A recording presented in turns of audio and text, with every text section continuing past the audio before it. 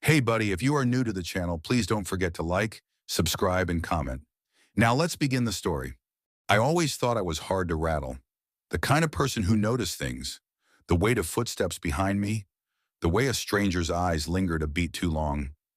I wasn't naive. My dad was a cop, my mom worked night shifts at the hospital, and I grew up hearing the kind of stories that make you double-check your locks, even when the sun's still out. By the time I was 23, I had my own apartment in downtown Camden, a noisy second-floor walk-up above a nail salon. The kind of place that smelled faintly of acetone in the afternoons and old radiator heat in the mornings. Rent was cheap, utilities were included, and the building had been standing since the 1940s, meaning the walls were thin enough to hear your neighbor sneeze. I was juggling my last semester in sociology with a barista job at a Starbucks tucked between a laundromat and an old record store. We weren't in a bustling shopping district, more like the outskirts of downtown, where the sidewalks were cracked and the streetlights hummed a little too loud. But I liked it there. It had a slower rhythm than the rest of the city. My shifts were almost always evenings. I'd walk the 6 blocks from my apartment, my keys tucked between my fingers, the way my dad taught me. The store would be warm and bright inside, the smell of espresso and steamed milk wrapping around me like a blanket. The same playlist, soft indie covers of old jazz standards, looped overhead. It sounds boring, but that's the thing about routines. You start to trust them. And that's how I didn't notice when someone else started trusting mine too.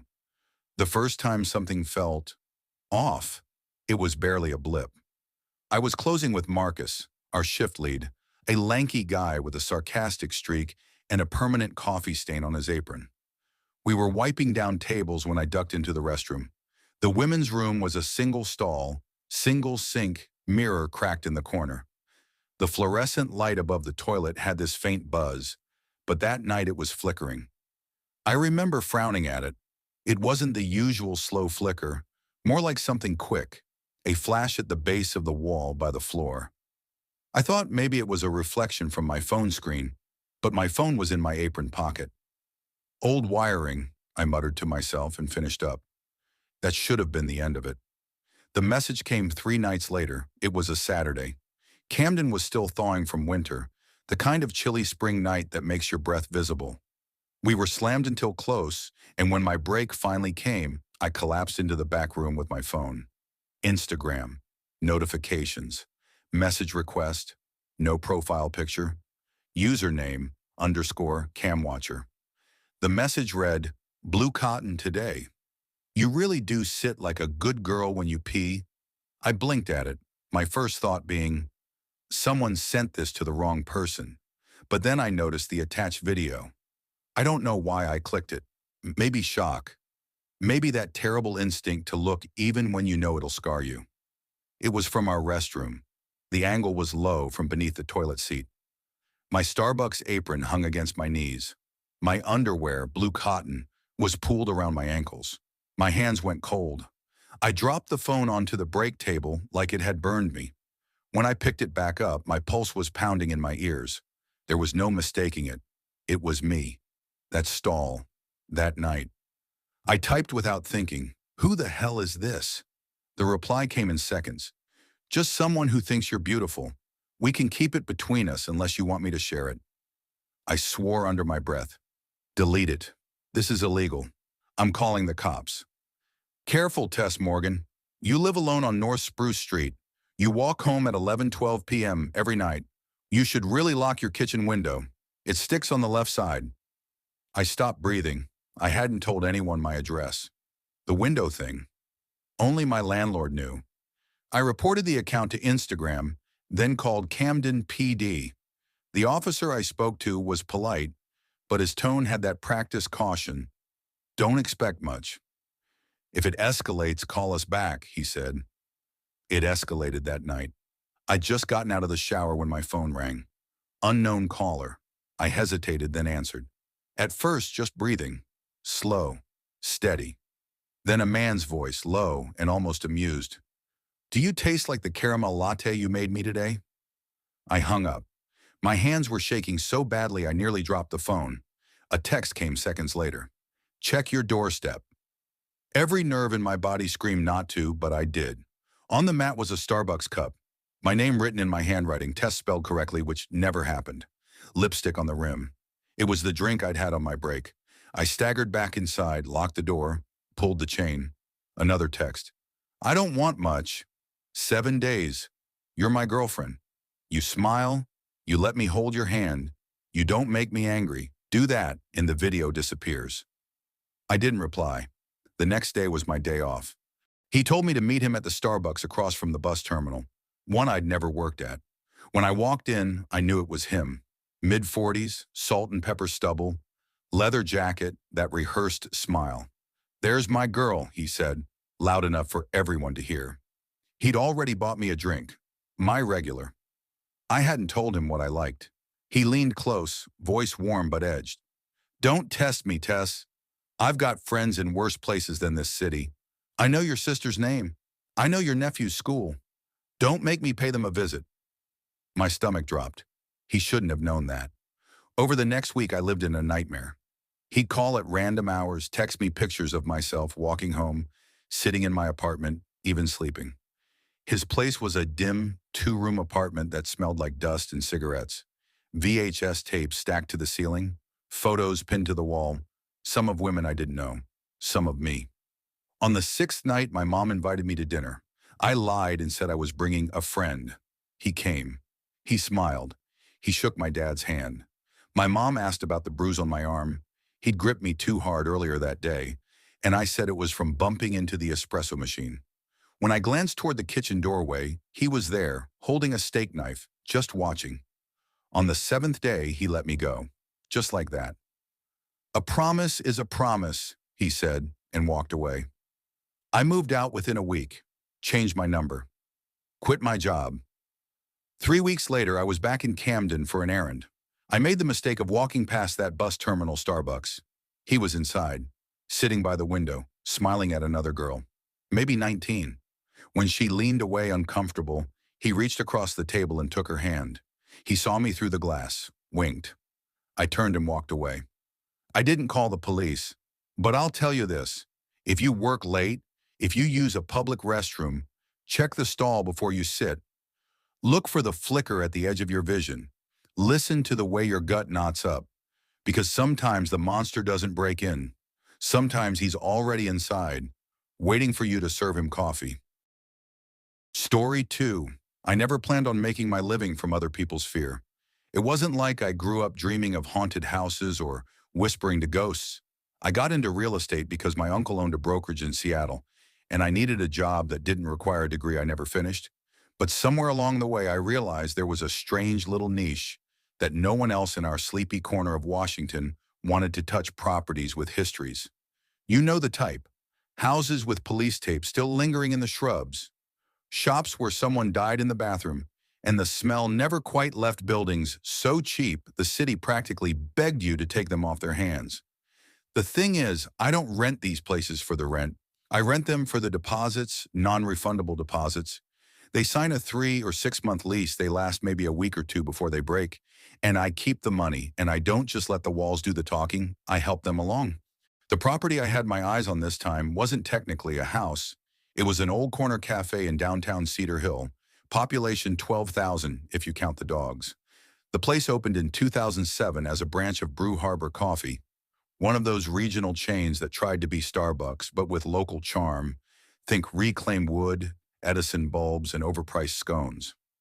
In 2016, something happened. A 21-year-old closing barista named Lydia Kent was found dead in the employee restroom. Official cause? Accidental overdose. Unofficially, if you asked around town, you'd hear whispers about flickering lights, a scream that no one could trace, and an espresso machine that wouldn't stop running after she was gone. 6 months later, another employee, a kid from the high school, slipped in that same restroom and shattered his skull. He survived but never spoke again. Then there was the customer who locked herself in there for an hour and came out speaking in full sentences of a language no one recognized. Corporate shut the branch down by Christmas.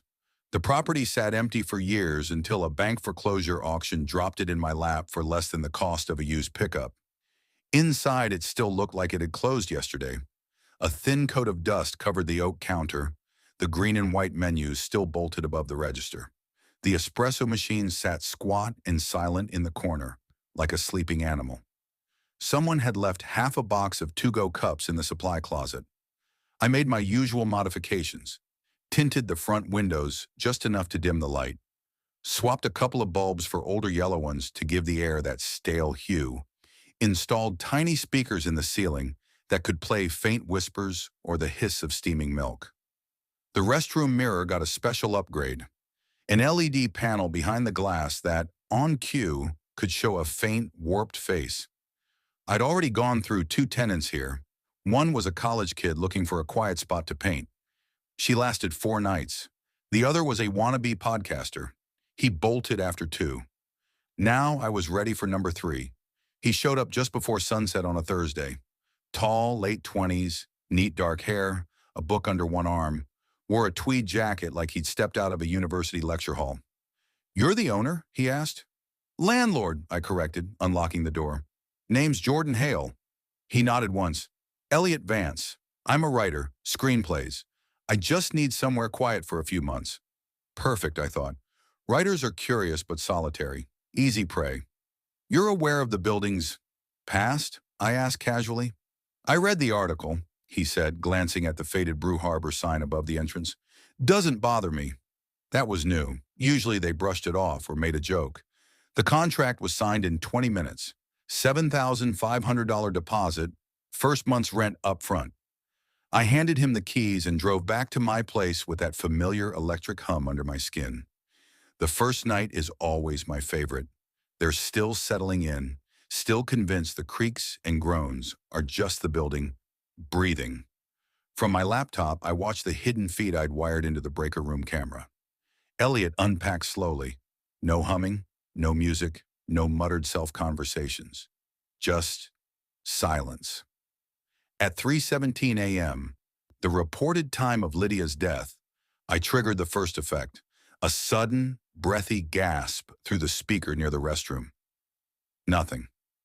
He didn't flinch. Instead, he closed his notebook, walked to the door, locked it, and turned off the lights himself. The second night I went bigger. The restroom mirror flickered to life, showing the distorted, pale reflection I'd programmed. Sunken eyes, black tears down the cheeks. I even primed the air vents with a faint smell of scorched coffee beans. Elliot walked in, stared into the mirror and murmured, "That's not her." Then he washed his hands and left. I leaned back from the laptop, unsettled. Who the hell was this guy? On the third night, I decided to go in myself. It was 2:30 a.m. when I let myself in with the spare key. I carried a life-size silicone hand I planned to drop in the ice bin for him to find later. I tripped the breaker so the lights would flicker back on, slow and sickly. But the moment I stepped inside, I knew something was wrong. The air was cold in a way my thermostat couldn't fake. It clung to the inside of my chest. The restroom door was open. The mirror was lit, but not from my LED setup. It pulsed, a faint, wet red, like a heartbeat. And she was there. Lydia, not my projection, not an effect. Her fingers were blackened at the tips, her head tilted at a wrong angle, her eyes pure white. She floated an inch above the tile. "Don't move," a voice said behind me. I turned. Elliot stood there, holding a rosary that glowed faintly in the dim light. "You're not just a writer," I said. My voice sounded thin. "I was the third," he said simply. 2018. Came in for coffee. Never left. My stomach went cold. "You mean you died here?" "Sort of. This place didn't let me go. It kept me." He nodded toward the espresso machine. It let out a long, low hiss, unprompted. "It's not Lydia you've been playing with," he continued. "She was the first. But there's something older here. Something that feeds on liars, exploiters." His eyes fixed on mine. It wanted me to bring someone back. The floor felt like it was shifting under my feet. The wall stretched upward, the air thickening until it was hard to breathe. Lydia's figure drifted closer to me, her mouth opening impossibly wide. "I think it likes you," Elliot said quietly. The rosary in his hand crumbled to ash. I tried to back away, but the room seemed to close in. My own reflection in the mirror warped, my eyes bleeding black, my mouth sewn shut, and then blackness. When I opened my eyes, I was behind the counter. The cafe was spotless, bright, open for business. A latte steamed in front of me, milk foam shaped like a heart. The clock read 3:17 a.m. The door opened. A young woman stepped inside, clutching a folder. "Hi," she said nervously. "I saw the ad for the creative space. I just need somewhere quiet to work." I tried to speak, but no words came. I smiled instead. And I realized when it was my turn now. Story 3. I never thought I'd end up working the graveyard shift at a Starbucks in the middle of Nebraska. But here I was, apron tied too tight around my waist, green logo pressed against my chest, pretending the espresso machine's hum was enough to drown out the noise in my head. After last spring, I didn't want chaos anymore. I didn't want parties, late-night arguments, or the kind of mistakes you can't walk away from. I wanted quiet, and Ravenbrook, a town most people wouldn't be able to point out on a map, offered me that. I dropped out of Iowa State after my second year, not because of grades, though my GPA wasn't exactly bragworthy, but because of the fallout. A relationship that turned toxic faster than I could process. A fight that escalated too far. A night I can't erase. My parents didn't ask questions when I said I needed out. They just nodded, wired me a little money, and told me to find someplace new. So I landed in Ravenbrook, a farming town where dust clung to your skin and the wind smelled like soil and diesel. Nobody here cared who I used to be.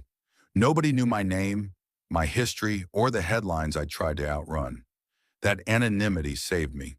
Starbucks wasn't glamorous, but it gave me structure. I like structure. Routine kept my mind from spiraling. Clock in, brew, clean, serve, close, sleep. The Ravenbrook Starbucks was off Highway 41, attached to a Sinclair gas station. The only reason we stayed open until 2 a.m. was because of the trucking route that cut across the state.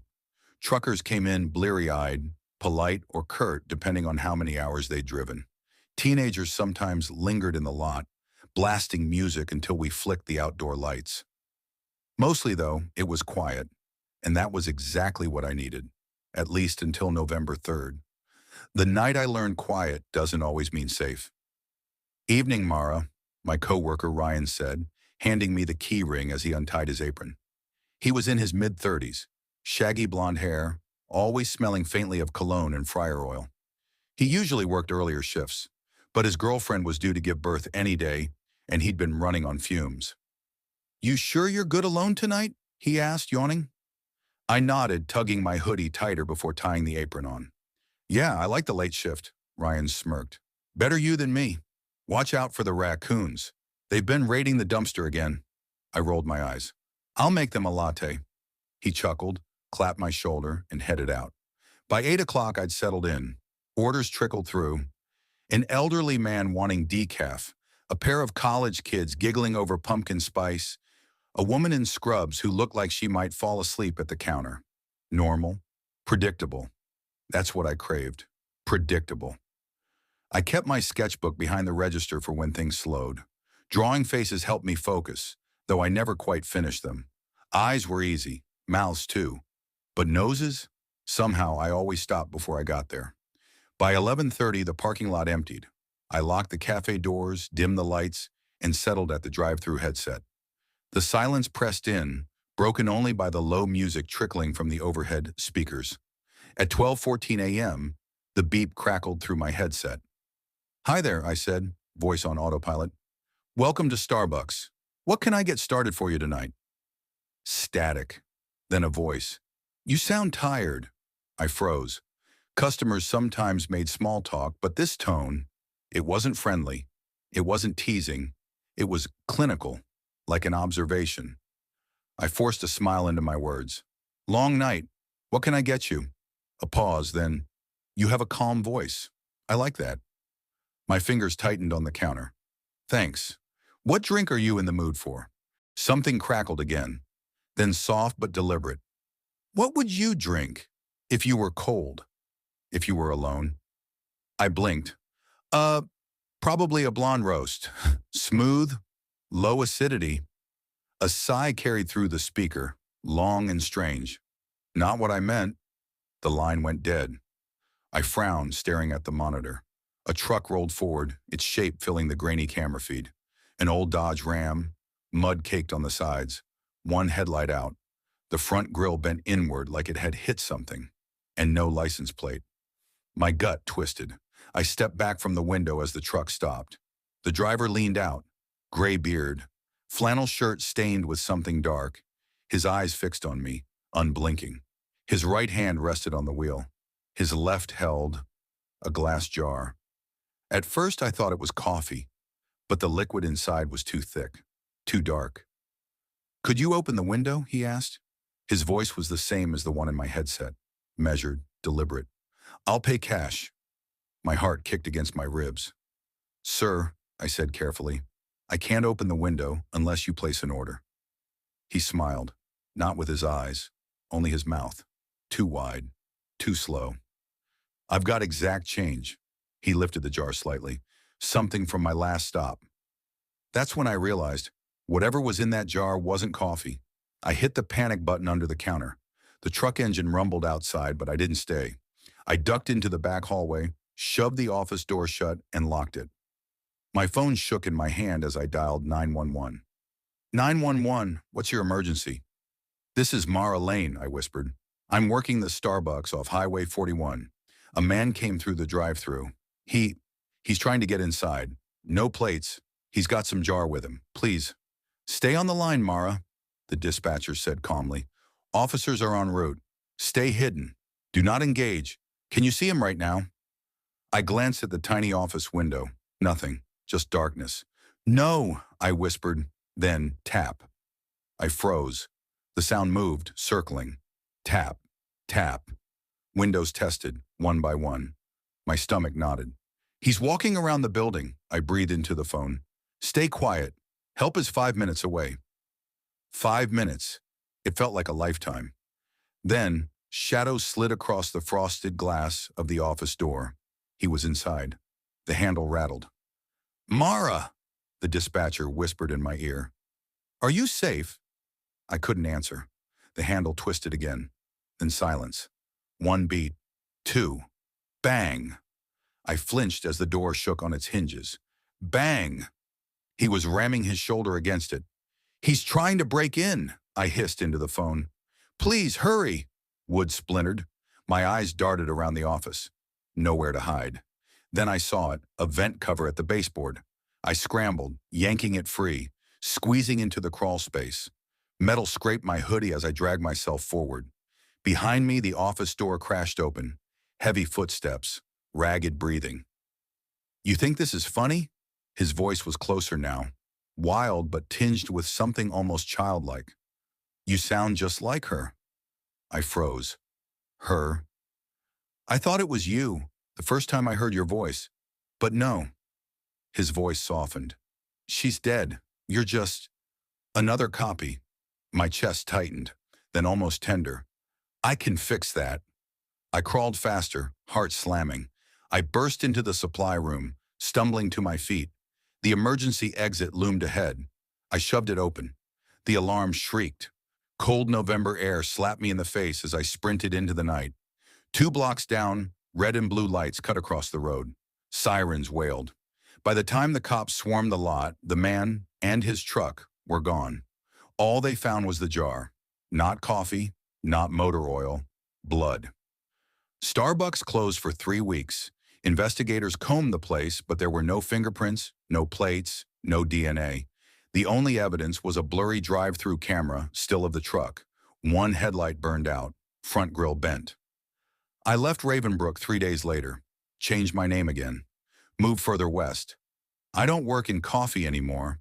I can't hear that drive-through beep without thinking of his voice, and sometimes, when the night is too quiet, I swear I hear it again. "You sound tired." Story 4. I never thought making lattes for a living could ruin me, but it did. My name is Ivy Collins, and for the past 14 months, I've been the evening shift lead at a busy Starbucks in downtown Chicago, on the corner of Wabash and Monroe.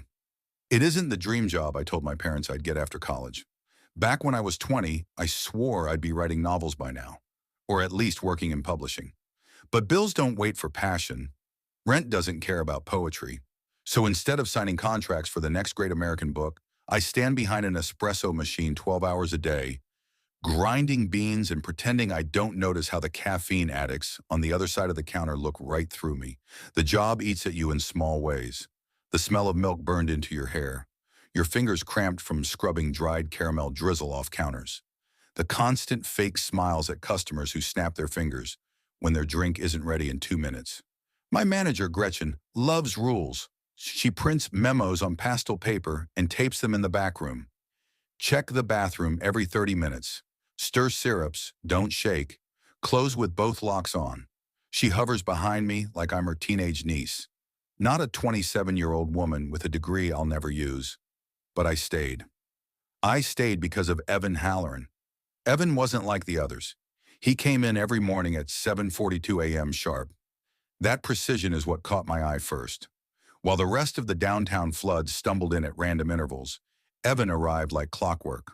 Always the same time, always the same coat, a charcoal trench that brushed just above his shoes. He ordered a venti dark roast with a single shot of espresso, no milk, 3 raw sugars. He never looked up at the menu. He never pulled out his phone. He just ordered in that soft, low voice, slid his card, and waited patiently while everyone else in line huffed and sighed. The first few weeks, I thought nothing of it, just another regular. But then I noticed he never came with anyone. No coworkers trailing him, no girlfriend waiting by the door, no Bluetooth headset glued to his ear. Just him, always him. And then, this is what hooked me, he started saying my name. Thanks, Ivy. This keeps me alive. The first time he said it, I froze. Customers rarely bother to read your name tag, let alone use it. I smiled, maybe too hard. Of course. See you tomorrow? He gave a tiny half smile. Always. From then on, his drink became our ritual. I timed my breaks to watch him cross the street back to his office tower. He walked hunched forward, as though the skyscrapers pressed down on him alone. Something about that fragility. It made me want to shield him, to know him. Soon I started tweaking his coffee. A little less sugar, an extra second on the espresso pull, sometimes a pinch of cinnamon just to see if he'd notice. He never complained. In fact, he started coming in again at lunch. Then after work, 3 times a day, only for me. You spoil me, he'd say, smiling in that tired way. And every time my chest ached like I was keeping a secret. By October, I was writing everything down.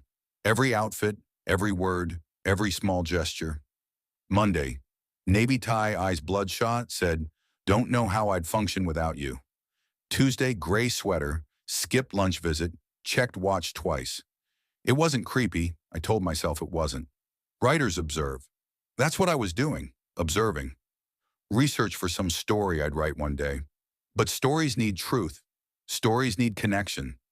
So I started buying pharmaceutical-grade caffeine powder online. Perfectly legal in small amounts. Tasteless. Invisible. I'd measure out exactly 80 milligrams extra into his morning brew. Not dangerous. Just enough to give him a sharper edge. To make him crave mine over any other baristas. And it worked. He stopped ordering from anyone else. He even joked once, if you're not here, I might as well quit coffee. He didn't know how close to the truth that was. It all shattered on a Thursday evening. I was on my break, standing outside smoking a cigarette I didn't even want when I saw him.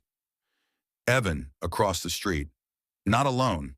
The man beside him was taller, broad-shouldered, with a sleeve of tattoos and light brown hair. They laughed together, the sound floating over traffic. And then, at the crosswalk, the man leaned in. Their hands brushed, and Evan, my Evan, let him. He didn't just let him, he kissed him back. Something inside me broke clean in half. I dropped the cigarette. My hands shook. I walked back inside and finished my shift in silence. Every smile for customers stretched too thin. Every slam of the espresso handle a release valve for the scream trapped in my chest. That night I stayed long after closing. Gretchen had left at 9, trusting me to lock up. I opened the back cabinet. There it was, a sealed bottle of liquid caffeine concentrate used for emergency menu hacks. Warning labels screamed across the label. Just 1 ounce held more caffeine than 20 cups of coffee. I unscrewed the cap and stared at the dark liquid. My reflection warped in it. The next morning, I volunteered for opening shift. When Evan came in, eyes shadowed, tie crooked, I greeted him like always. "Rough night?" He gave a weary chuckle. "Yeah, my boyfriend Chris was sick all night. Food poisoning, boyfriend." The word stabbed, but I kept my smile. "Don't worry, Ivy Special, coming right up. 3 droppers, nearly 600 milligrams, enough to make most people tremble. Sweat, maybe faint. But Evan was used to me, he'd handle it, or so I thought. By noon he came back, pale and jittery. His hands wouldn't stop shaking. "You didn't change anything, did you?" he asked, voice strained. "No, I lied. Why?" He swallowed hard. "I just feel strange." "You should sit down," I offered gently.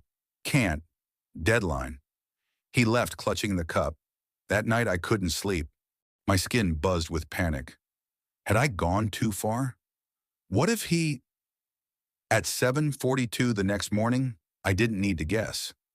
I saw it happen. Through the hidden camera I'd installed behind the counter weeks earlier, I watched the feed on my laptop. Evan walked in, face ghost white. He ordered without looking up, took 1 sip. His hands spasmed. The cup slipped, shattering across tile. He clutched his chest, collapsed. Foam bubbled at his lips. His body convulsed, legs kicking. The barista on duty screamed for help. Customers crowded, phones out. And then he stopped moving. They called it a caffeine-induced arrhythmia. The coroner said his heart was already weakened by long-term overconsumption. No one suspected sabotage. Starbucks corporate quietly discontinued the concentrate. No lawsuit. Chris posted a grief-soaked tribute on Instagram. "You were my everything. Life is fragile. I'll never forget." I didn't cry. I brewed myself a black coffee, no sugar. Watched the footage one last time, frame by frame. His twitching hands, his lips frothing, his last breath. Because even if he never loved me, he proved one thing every time he came back. He needed me, and now he'll never leave me again. Story 5. I never thought I'd still be here after college. I was supposed to leave Pineview, the kind of Oregon town people only know exists if their car breaks down on the way to Portland. But life has its ways of holding you in place, and by the time I graduated, leaving just wasn't an option anymore. My mom's medical bills, my younger brother's tuition, and the simple fact that I didn't have savings to uproot myself meant I stayed. At first, I told myself it would only be for a year. I'd find work, save up, then move. But a degree in environmental humanities doesn't exactly open doors. After a string of failed applications, the only job I could get was at Pineview Coffee and Company, a 24-hour cafe on the edge of downtown. Not a chain, not a franchise, just a place run by a local family that somehow managed to stay afloat by serving students and insomniacs. That was 3 years ago. Now I'm the evening shift lead. I work from 5 p.m. to midnight, sometimes later if the overnight opener runs late. I've trained more college kids than I can count. I've mopped floors until the bleach smell worked its way into my dreams. I've learned to survive entitled customers who believe a drink order is a royal decree. I got used to it, numb mostly, but there was one customer who cut through all of that. His name, at least the one he gave, was Mr. Harper. The first time I saw him was in September, right after the first big rain of the season. Pineview gets drenched for 8 months of the year, but that particular night, the storm was bad enough to make the windows shiver. I remember because I was wiping down the pastry case, watching water streak down the glass, when the bell over the door chimed. He didn't belong. Most of our customers were 20-something students or worn-down professors. Harper wasn't either. He was older, late 50s maybe, though his gait made him look closer to 70. His suit, charcoal gray, was clean but threadbare, like it had survived decades of careful ironing. His maroon tie leaned left, never centered, and his shoes were polished but cracked at the seams. He walked directly to the counter. No glancing at the menu, no hesitation. "Small drip, black, no room," he said. I gave him the routine line. Would you like cream or sugar on the side? He looked at me with pale gray eyes, steady and unblinking. No room, just coffee. I nodded, typed it in, then asked, name for the cup? He hesitated. Harper. He paid in exact change. No tip. That was it. No small talk, no smile. He took his cup, carried it to the corner table near the hallway that led to the bathrooms, and sat. He stayed there until his cup was empty, then left without a word. If that had been it, I'd have forgotten him in a week. But it wasn't. Harper came back the next night, and the night after, always between 7:30 and 8. Always the same order. Always the same seat. At first, I chalked it up to routine. Some people cling to rituals, but after the first week, I started noticing details. He always brought the same folded flyer with him, something glossy and worn, creased like it had lived in his briefcase for years. At first, I thought it was a catalog or maybe an old advertisement, but whenever I walked by, it didn't look like much of anything. Beige faint printing, maybe, but nothing distinct. And then there were the stairs. He didn't look around the cafe, didn't people watch, didn't scroll on his phone. He looked at me. Always me. His flyer would be propped up in front of him, but his eyes would hover just above it, fixed in my direction. Not once did he flinch when I caught him. Not once did he look away in embarrassment. I mentioned it to Naomi, one of our part-timers. Maybe he's lonely, she said, shrugging. Older guy, looks like he doesn't have much going on. Maybe you remind him of someone. Maybe, but loneliness doesn't feel like that. Loneliness looks softer. His gaze felt sharper. Like calculation, not longing. One night I decided to test it. I left the counter and walked the floor, pretending to wipe tables. As I passed his booth, I leaned ever so slightly, trying to catch a glimpse of his flyer. It was blank. Completely blank. No text, no images. Just a faded beige rectangle. I froze for a beat, then kept walking. By the time I looked back, he'd lowered the flyer and was watching me directly. Hands folded on the table. Coffee untouched. His mouth twitching like he wanted to smile but couldn't. The weeks blurred, and his presence became heavier. He didn't just come and go anymore. He lingered. He started staying until closing, his eyes occasionally flicking toward the clock. One night, right before I locked the door, he walked to the counter. You walk home, don't you? He asked. I kept my face neutral. Excuse me? It's late, he said. Not safe. This time of night. I'll manage you, I replied, sliding the till closed. He tilted his head. You live near Birchwood, don't you? That alley behind the gas station. My stomach dropped. I didn't answer. He gave a crooked smile. Used to see you with headphones in. Not anymore, though. I locked eyes with him. You need to leave. I'm just trying to look out for you, he said. That is your name, right? Jordan? He glanced at my tag. Jordan. That night, I didn't walk home. My coworker Elias gave me a ride. The escalation was slow but steady. He began ordering espresso instead of drip coffee. First a double, then another, then 4, then 6. By the end of some nights, his hands trembled so violently the cup rattled against the saucer. His shirt would cling to him with sweat, his eyes bloodshot, but still he stared. Just tell me your last name, he whispered once, sliding his empty cup across the counter. That's all. Just want to know. I filed incident reports, told my manager, but he hadn't touched me. He hadn't raised his voice. He hadn't refused to pay. Technically, there was nothing we could do. Our district manager believed in compassion for regulars, so we documented everything. But Harper kept coming. It all broke on a Tuesday in November. The rain was steady, painting the windows in blurred streaks. Naomi had gone home sick. Elias had a midterm and left early. It was just me. And Harper. By 10:45, he'd had 6 shots of espresso. He was pacing near the bathroom hallway, muttering under his breath, breathing shallow. I considered calling 911 just from the look of him. Then he stumbled to the counter, gripping it to stay upright. One more, he rasped. I can't serve you again, I said. Please, just one more. Then I'll leave. No. His eye twitched. His mouth trembled. You're not being fair, Jordan. Not after everything. What do you mean everything, I asked, my pulse climbing. He leaned closer, whispering. You don't remember me, do you? I've never known you. You were 5, he said. Your hair curled at the ends. You called me Dad once. My chest went cold. I kept your drawings, he continued. From preschool. Still have them. Jordan, I didn't want to leave. Your mom, she made it impossible to stay. But I never stopped. I followed. I watched. Just to see you grow. I shook my head. Stop. He reached into his coat. I stepped back, heart pounding, thinking, gun, knife, something.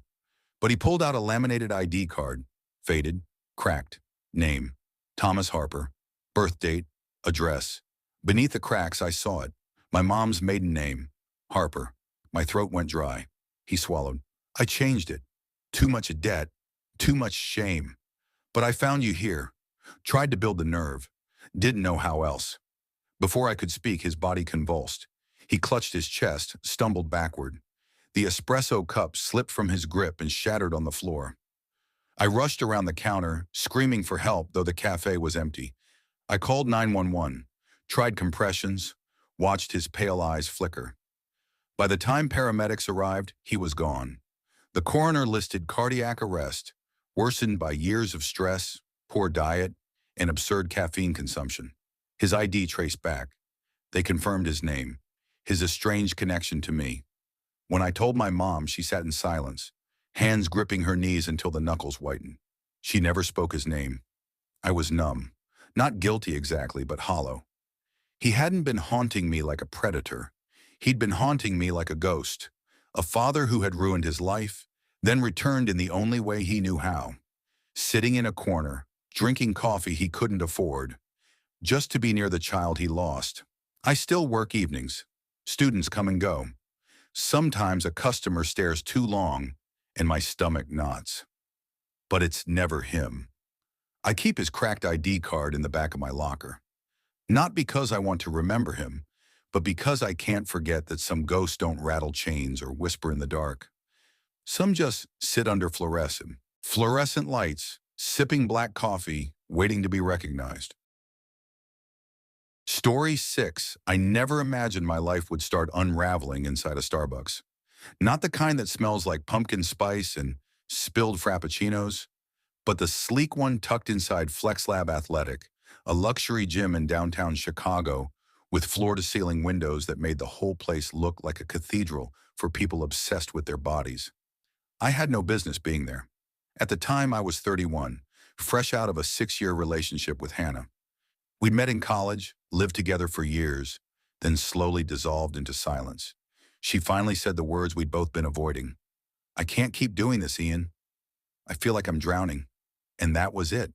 2 suitcases in an Uber, a door that never opened again. I moved into a cramped studio above a laundromat on Clark Street. The walls carried a faint mix of detergent and mildew. My nights were filled with the mechanical hum of dryers, my mornings with the smell of stale coffee from the bodega downstairs.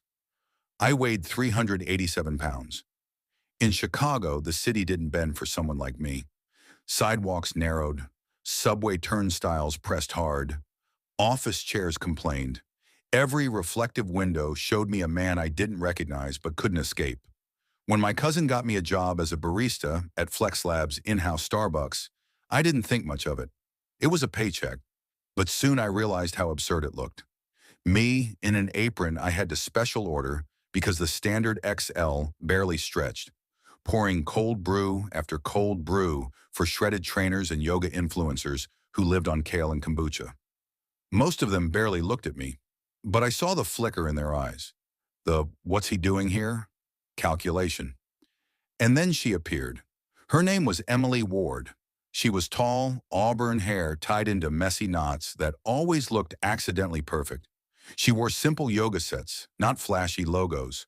Her laugh was light, unforced, cutting through the metallic churn of blenders and the hiss of steam wands. Her order never changed: flat white, oat milk, sprinkle of cinnamon. The first morning she glanced at my name tag and said, "Thanks, Ian." Something in my chest lit up. I replayed it for days. She knew my name. That was enough to push me into doing something incredibly stupid. I signed up for a membership at FlexLab. The receptionist didn't laugh when I handed over my ID, But her eyes flicked over me like she was measuring something unfit for the space. First time here? She asked. Yeah, I just want to get in shape. She nodded, polite but brisk. We'll start you with one of our trainers. Darren's available this week. Darren looked like he'd been sculpted from granite.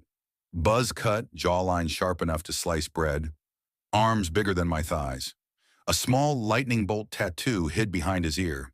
He handed me a clipboard with exercises that looked like punishment disguised as progress. The treadmill murdered my lungs in 10 minutes. The barbell mocked me even without plates. Every glance in the mirror screamed fraud. Still, I kept showing up. Not because I believed I could change, because of Emily. I timed my breaks to catch her entering, headphones slung around her neck, face flushed from yoga. Sometimes she'd smile, sometimes she wouldn't see me at all. But in my head, I was already writing a story where she did. Weeks bled into months. I swapped fast food for protein shakes. I walked home instead of taking the bus. I fell into bed each night with my joints on fire. The scale didn't move. My stomach still hung heavy over my waistband. My arms stayed soft. Emily kept smiling, but never at me. One night, defeated, I dragged myself into the Starbucks break room after closing. Darren leaned against the sink, shaker cup in hand. Whatever he was drinking was thick, dark, and smelled faintly bitter. It's pointless, I muttered, slamming my gym bag down. I've done everything. I'll never look like them. Darren studied me, then smirked. You're right, he said flatly. Workouts alone won't cut it. He reached into his locker and pulled out a small, matte black jar. No brand, no nutrition label. Just silver embossed letters across the front. VentaBlend Rapid Extraction Formula. Frowned. What is it? He shook it gently. Ancient amino complexes, natural extraction enzymes. Safe, fast-tailored for guys like you. I stared, heart hammering. Everything inside screamed don't. But Darren pushed it into my hands anyway. Trust me, Ian, you'll thank me later. That night, in my laundry-scented apartment, I opened the jar. The powder was dense, almost purple-black. Bitter smell like burnt coffee and mushrooms. I mixed one scoop with water. Downed it like medicine. Nothing. Then, my stomach twisted. Not painfully, but alive. Like something waking up. By the end of the week, the changes were undeniable. My gut shrank. My jaw sharpened. My arms began to carve definition I didn't know was possible. Clothes loosened. Even my apron needed tightening. Energy surged. No more sluggish mornings. No more joint pain. One morning, Emily looked at me. Really looked. Did you get a haircut? She asked, sipping her coffee. Yeah, I lied, grinning. I floated through the day. But then the side effects began. It started with an itch in my throat. Dry, constant, unshakable. Then came the crawling. At night, I woke convinced something moved under my skin. Calves twitching, shoulders jerking. I blamed dehydration, overtraining, stress. Until the morning I scooped the last serving from the jar, and something writhed. Buried in the powder, slick and black, was a leech. Tiny, alive. I nearly vomited. At the ER, the doctor's face went pale after my scans. These aren't muscles, he whispered. They're parasitic masses. They're moving. When I woke from a sedation, my file was gone. Nurses avoided my eyes. Discharge papers were blank. The next day I stormed into the gym, jar in hand. Darren didn't flinch. They only feed on excess, he said calmly. Fat, toxins, waste. That's how they work. You flush them out later if you want. I froze. Isn't this what you wanted? You're strong now. Emily notices you. Think that would have happened before? I couldn't answer. I didn't take the flush pill. For 2 more weeks, I hunted for more jars. Found one hidden in Darren's locker. My body transformed. I could sprint upstairs. My arms swelled with strength that felt borrowed. Emily started talking to me. Not just thanks for the coffee, but real conversation. She even invited me to a staff party. But then came the choking. It began as a scratch, then a cough, then full suffocation. Blood spilled from my mouth as I staggered into the gym. Help me, I croaked, collapsing at Darren's feet. He knelt without hesitation, jammed his hand down my throat. The pain was indescribable. Something resisted, clinging, scraping. Then, population. He yanked it free. The leech was the size of his forearm, dripping, pulsing. He tossed it into a trash bin like it was nothing. I lay gasping, vision blurred. When I pulled myself to the mirror, horror froze me. The muscle was gone. My skin sagged, deflated, cheeks sunken, a balloon after the party ends. Darren clapped my shoulder. His grin was calm, almost kind. "Well, Ian," he said, "you finally hit your goal weight. Congratulations." Emily never looked at me again. Not because she pitied me, not because she discovered the truth, but because when she passed me at the counter days later, her nose wrinkled, and I realized she could smell it, the rot inside me. The parasites weren't gone. They were waiting. And every time my stomach growled, I swore I felt them crawling, whispering, "Feed us, or we'll feed on you." Story 7, I never used to stay late at the office. In fact, I hated it. My whole philosophy after finishing grad school was simple. Do the work, don't kill yourself for it, and leave before your soul gets eaten alive by fluorescent lights and corporate deadlines. But some nights don't give you a choice. That Thursday in early March, Cleveland's sky was the color of wet asphalt. Rain had come and gone, leaving behind a damp chill that crawled into your clothes. Inside our office, a mid-sized financial advisory firm jammed into an old 5-story building on East 9th Street. The buzz of computers and the faint flicker of overhead lights were the only things keeping me from shutting down entirely. It was just me and Daniel Mercer, one of the senior analysts, still grinding away long after everyone else had gone home. Daniel was a few years older, 35, maybe 36, with that mix of sharp wit and permanent exhaustion that comes from spending too long in finance. He'd burned out once in New York, retreated back to the Midwest, and now carried himself like someone who wasn't going to make the same mistake twice. He'd taken me under his wing when I joined 6 months ago. I was 27, still eager, still worried about screwing up formatting in Excel. He was the guy who cracked sarcastic jokes in meetings, but always had my back when I stumbled. We got along better than most coworkers, enough to share after-work drinks, to grumble about bosses without fear, to sit in silence on nights like this when the spreadsheet seemed endless. By 8:15 p.m., my fingers were stiff from the cold. The heating system in the building shut off automatically at 6, and the draft from the windows crept in. Daniel suddenly leaned back in his chair, rubbed his eyes, and groaned. "Christ, I need caffeine. You want Starbucks?" The way he said it, half plea, half command, made me laugh. "God, yes, anything hot. My hands feel like ice." There was a Starbucks 2 blocks away, tucked under a shiny new apartment complex with ground-floor shops. We went there all the time during the day, but I'd only been there once or twice at night. The vibe always shifted. Fewer people, more shadows, quieter. We grabbed coats, locked our screens, and headed out. Downtown Cleveland after dark feels like a city holding its breath. The office crowds vanish, leaving only the occasional bus, the hum of traffic on the freeway, and the echo of your own footsteps. The air smelled like wet concrete and salt from the lake. Streetlights flickered. "Bet they screw up my drink again," Daniel muttered as we crossed Euclid Avenue. "Maybe if you ordered something interesting," I teased.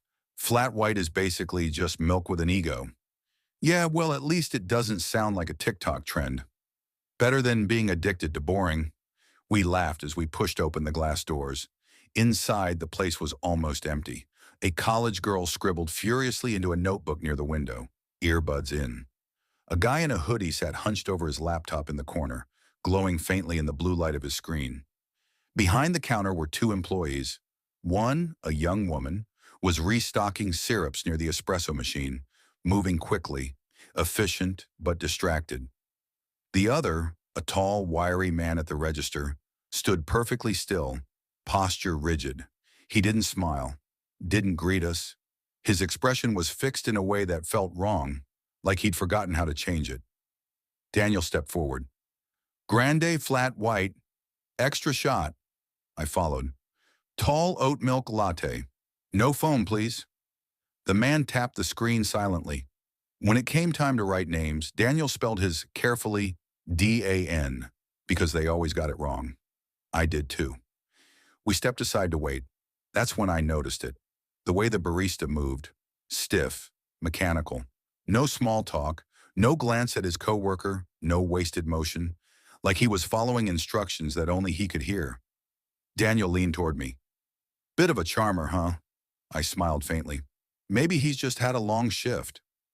5 minutes passed, then another. Finally, our drinks came. Mine was fine. But Daniel frowned immediately. This is a cappuccino, he said, holding it up. The name scrawled on the cup read, Chris. I burst out laughing. Close enough.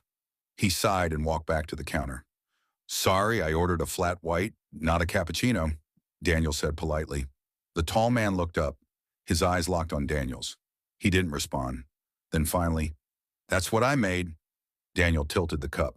It literally says cappuccino. I know what I made. The silence stretched.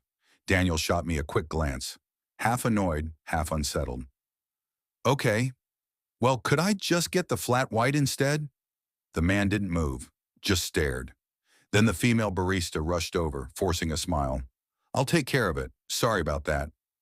She grabbed the cup from Daniel, then turned to the man. Can you wipe the lobby?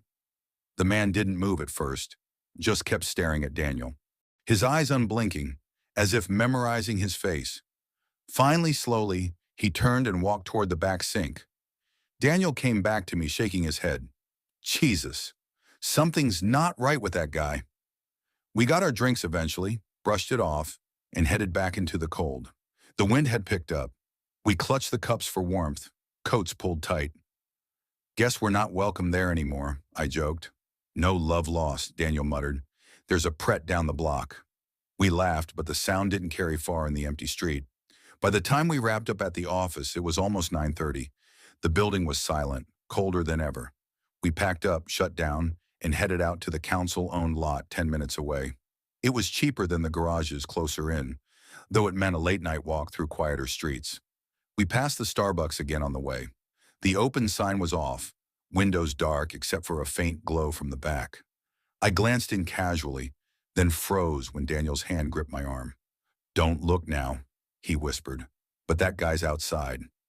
I adjusted my scarf, pretending, and there he was, the barista, standing just outside the door, still in his black apron. No coat, arms crossed, not smoking, not on his phone, just watching. We kept walking, hearts thudding, trying not to look back. But a moment later I heard footsteps. So did Daniel. His expression confirmed it. He's following us, I whispered. We turned down a side street. So did he. We quickened our pace, turned again. He followed, always far enough behind to keep distance, but never losing us. Finally, Daniel stopped in front of a florist shop with iron railings. He spun around. Mate, what do you want? His voice wasn't angry, just incredulous. The man stopped 20 feet away, stared. Are you all right? Daniel tried again. Why are you following us? No reply, no movement, just silence. We turned away and walked, he followed. By the time we reached the lot, we broke into a jog. He didn't enter, but stood at the edge watching. We reached our cars. Daniel's closer to the exit, mine at the far end. My skin crawled as I fumbled the keys. He's not coming closer, I whispered, but his eyes never left us. We got in quickly, engines on, headlights blazing. As we pulled out, we had to pass him. He didn't move, just turned his head slowly as our cars rolled by. His eyes met mine through the windshield. His mouth curled into the faintest smile. That was the last time we went to that Starbucks. The next morning, uneasy, I called to ask for the manager. A woman answered, polite. I asked if the tall male barista from last night was working again. She paused, then said carefully, I'm sorry. We haven't had a male closing shift barista in over a week. Goosebumps crawled over my arms. Tall, wiry, dark hair, sharp jawline. That guy. She hesitated. Are you sure it was this location? 100%. Silence. Then finally, could you describe him again? I did. Another pause, then quietly. Can I call you back? That call never came. Daniel and I started parking in a different garage, switched coffee shops. Weeks passed. We didn't bring it up again. But sometimes walking through quiet streets at night, when the shadows stretched long under the streetlights, I felt eyes on me, not watching in the normal sense, watching like they were waiting. Story 8, I never thought much about fear before last winter. Not real fear, the kind that doesn't leave when the lights come back on or when you tell yourself it was just your imagination. Most people don't. You live your life assuming the world is predictable, that bad things happen somewhere else, to someone else. My name is Rachel Myers. I'm 24, and for the last 2 years, I've been working at a Starbucks in a small town in Ridgefield, Connecticut. Ridgefield isn't the sort of place you'd expect a story like mine to come from. It's safe, suburban, a town where people leave their doors unlocked and wave to each other from across the street. My Starbucks sits in the middle of Main Street, wedged between a nail salon and a Hallmark store. If you've ever driven through small-town America, you've probably seen a street just like it. Clean brick sidewalks, lampposts with hanging baskets, the same handful of cars looping by. I used to like it. The routine, the quietness of it all. That night changed everything. I started at Starbucks right after dropping out of community college. I told myself it was temporary, just a way to pay bills while I figured out my life. But temporary has a way of stretching, and suddenly I'd been wearing the green apron for over 2 years. Don't get me wrong, I didn't hate it. There's comfort in repetition. Steaming milk until you can do it by sound, recognizing customers' orders before they open their mouths, joking with coworkers about whose turn it is to mop the bathroom. And the truth is, people become family in jobs like that. You spend more time with them than anyone else. I worked mostly evenings. I'm not a morning person, and closing shifts were quiet. Fewer customers, more time to breathe. The only downside was that sometimes, depending on the schedule, I'd end up being the last one in the store. Management didn't love it, but it happened. I told myself I was fine with it. I'd closed alone plenty of times. I wasn't fine. Not really. It was a Thursday in February, one of those bone-cold days where the air slices through your jacket and refuses to let go. Ridgefield winters aren't dramatic like in movies, just gray, damp, and endless.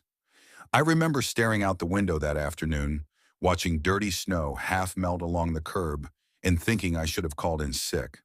But I didn't. I showed up for my 1 p.m. to close shift like always. My coworker that day was Jessie, a 21-year-old college student who worked part-time. She was bubbly, always humming, and always checking her phone between customers. She'd been scheduled until 8 p.m., but she asked me earlier if she could leave a little early to catch a study group. I said yes. It wasn't unusual. By 7:45, the store was empty. The after-work rush was long gone, and Main Street outside had that eerie small-town quiet. A few cars, headlights gliding by. Somewhere, a snow shovel scraped pavement. Inside, the only sounds were the hiss of the espresso machine cooling down and Jessie stacking chairs on tables. At 8 p.m. on the dot, the door opened. I'll never forget him. Stocky build, maybe mid-40s, salt and pepper stubble. He wore a gray hoodie under a heavy black coat, hood pulled halfway up. His face, it wasn't angry or sad or tired, just blank, like no one was home behind the eyes. Evening, I said automatically, sliding behind the register. What can I get started for you? He didn't move, didn't approach the counter. He just looked around the cafe like he was cataloging it. His gaze lingered on the hallway leading to the bathrooms, then the door behind the counter that led to the back. Finally, he asked in a low voice, "What time do you close?" I glanced at the wall clock. 8:30. He nodded once. No smile, no thanks. Just turned and walked out. The bell above the door jingled, and then he was gone. Jessie raised her eyebrows. That was weird. Yeah, I said, trying to brush it off. Maybe he was just checking. But my stomach felt cold. People don't come into Starbucks at 8 p.m. just to ask when it closes. Not like that. By 8:10, Jessie was shrugging on her coat. You sure you're good alone? She asked. Yeah, go. Seriously. I'll finish up. You're a lifesaver. She gave me a quick wave and slipped out into the night. The door clicked shut behind her. For a moment, the store was silent. I busied myself wiping counters, restocking cups, running the final load of dishes. I told myself I was imagining things, that the guy was harmless. But at 8:29, just as I was heading to flip the sign to closed, the door opened. It was him. He stepped inside and quietly shut the door. No words, just that same blank stare. "Sorry," I said, forcing a smile. "We're closed." He didn't answer. He started walking, slow, steady, toward the counter. "Sir, we're closed," I repeated louder this time. He didn't stop. Instead, he veered right, slipping past the side opening, moving behind the counter. My chest tightened. "You can't be back here." Still nothing, just calm, deliberate steps closing the distance between us. I panicked. I vaulted over the counter, cups clattering, and sprinted toward the back hallway. The bathrooms were there. They had real locks. I grabbed the nearest door, the family restroom, slammed it shut, twisted the lock. My hands shook so hard I almost missed. 5 seconds later, heavy footsteps stopped outside. Then, bang, bang, bang, his fist against the door.